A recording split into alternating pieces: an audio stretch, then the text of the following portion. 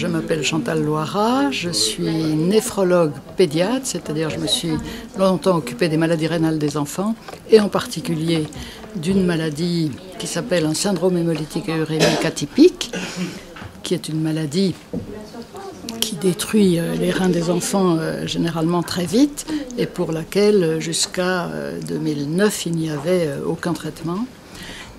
À cette date, il est devenu clair que c'était une maladie génétique liée à des anomalies du complément. Or, le complément est essentiel à la défense contre le méningocoque.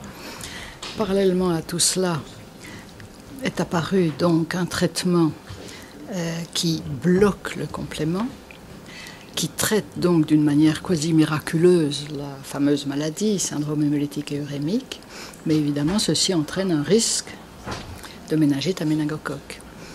Et c'est donc particulièrement intéressant de discuter dans un groupe où il y a à la fois des spécialistes du méningocoque, des maladies infectieuses, des spécialistes des vaccins, la connaissance du groupe Novartis dans le domaine de la vaccination anti-méningocoque et ouvrant toutes sortes de questions, et en particulier pour les patients qui sont autant des adultes que des enfants qui vont être traités, qui sont traités par ce nouveau médicament qui les met à risque d'infection à méningocoque.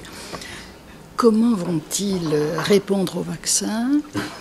Est-ce que leurs anticorps vont être efficaces, puisque pour être efficaces, il faut qu'ils passent par le biais d'un complément qui fonctionne. Or, le médicament bloque le complément, donc il y a toutes sortes de questions.